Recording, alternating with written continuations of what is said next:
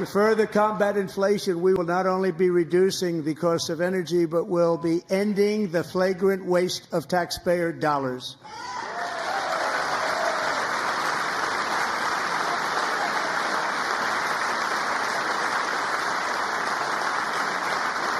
And to that end, I have created the brand new Department of Government Efficiency, DOGE. Perhaps you've heard of it. Perhaps.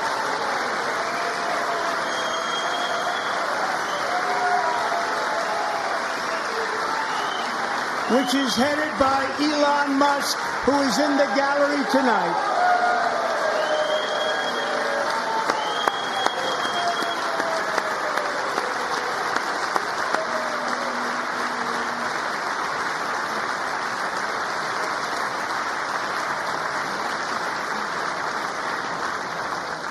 Thank you, Elon. He's working very hard. He didn't need this. He didn't need this. Thank you very much. We appreciate it. Everybody here, even this side, appreciates it, I believe. They just don't want to admit that.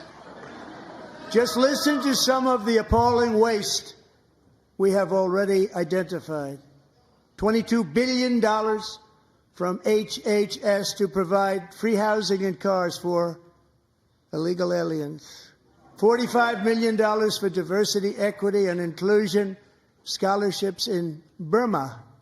$40 million to improve the social and economic inclusion of sedentary migrants. Nobody knows what that is. $8 million to promote LGBTQI+ in the African nation of Lesotho, which nobody has ever heard of. $60 million for indigenous peoples and Afro-Colombian empowerment in Central America. $60 million. $8 million for making mice transgender.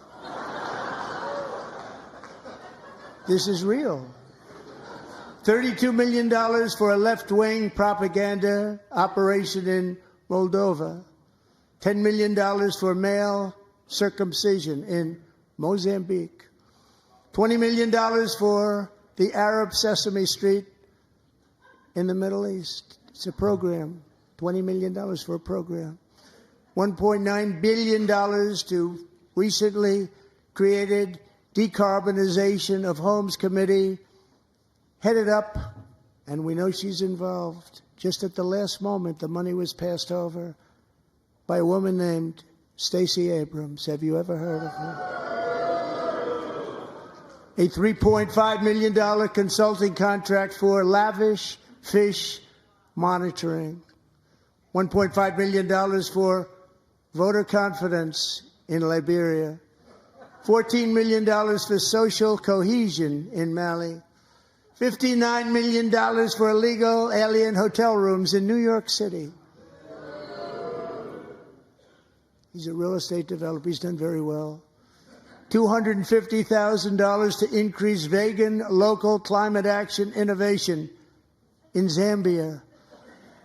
$42 million for social and behavior change in Uganda.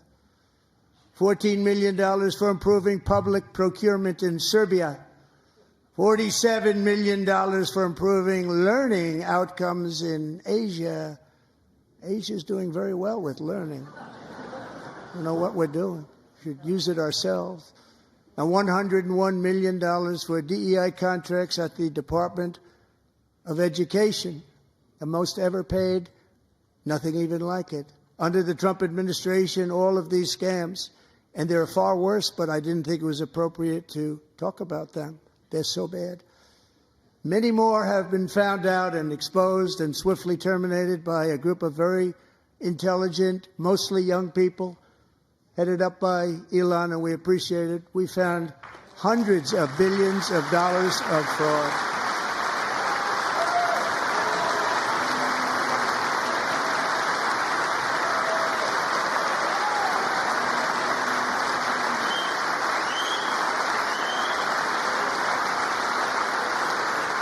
And we've taken back the money and reduced our debt to fight inflation and other things.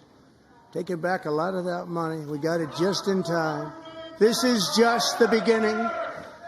The Government Accountability Office, a federal government office, has estimated annual fraud of over $500 billion in our nation, and we are working very hard to stop it. We're going to. We're also identifying shocking levels of incompetence and probable fraud in the Social Security program for our seniors, and that our seniors and people that we love rely on. Believe it or not, government databases list 4.7 million Social Security members from people aged 100 to 109 years old. It lists 3.6 million people from ages 110 to 119. I don't know any of them. I know some people that are rather elderly, but not quite that elderly. 3.47 million people from ages 120 to 129. 3.9 million people from ages 130 to 139. 3.5 million people from ages 140 to 149. And money is being paid to many of them. And we're searching right now. In fact, Pam, good luck. Good luck. You're going to find it.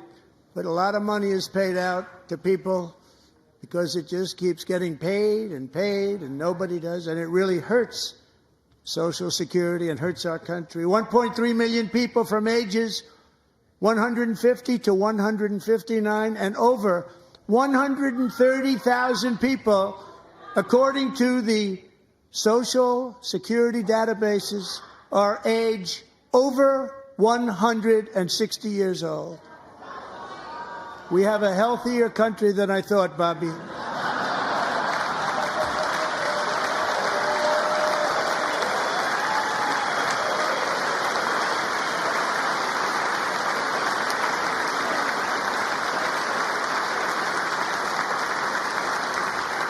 Including, to finish, 1,039 people between the ages of 220 and 229, one person between the age of 240 and 249, and one person is listed at 360 years of age. More than 100 years older than our country. But we're going to find out where that money's going, and it's not going to be pretty. By slashing all of the fraud, waste, and theft we can find, we will defeat inflation, bring down mortgage rates, lower car payments and grocery prices, protect our seniors, and put more money in the pockets of American families.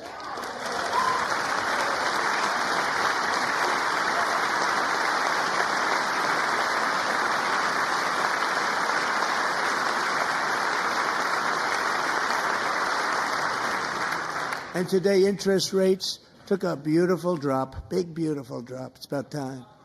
And in the near future, I want to do what has not been done in 24 years, balance the federal budget. We're going to balance it.